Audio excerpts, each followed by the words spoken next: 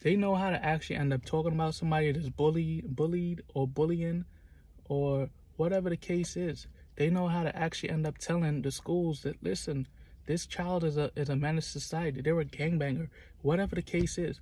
I'm trying to go ahead and tell you guys to be open up and be aware of what's actually going on. I'm gonna give you a perfect example. I have this associate, right? I knew her for years.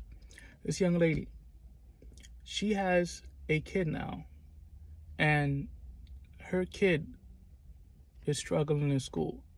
She wants me to end up teaching her kid some of the things that I actually preach and I actually end up doing, and I actually end up teaching with my children. So the reason being for that is, here's the thing. She's the big problem. Reason being for that is, guess what? She parties, she barely spends time with her kid, and she makes excuses. Now, this young lady that I'm talking about, guess where she's at right now?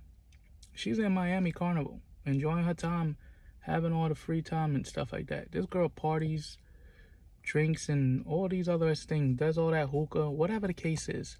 But all that time and all that money that I'm actually wasting, if I was her, I will go ahead and take all that time and energy and pour that into myself in a positive way for my child, for my children, where it is I could actually end up uplifting and saving myself and saving them.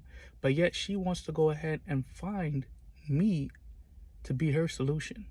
Now, mind you, I won't be her solution, because at the end of the day, her child has to inherit her debt. That's the way I see it.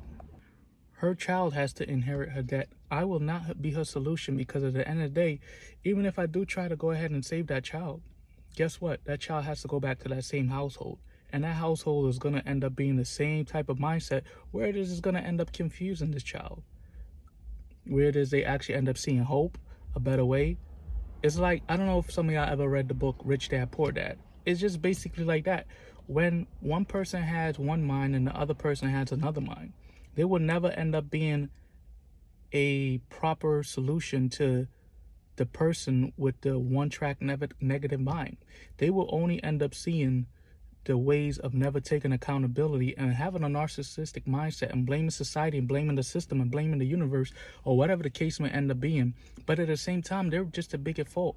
Mind you, I don't know where this child's dad is, and I don't want to know. It's not my problem. It's not my thing. But the mom's got to go ahead and deal with that solution and that problem at the same time.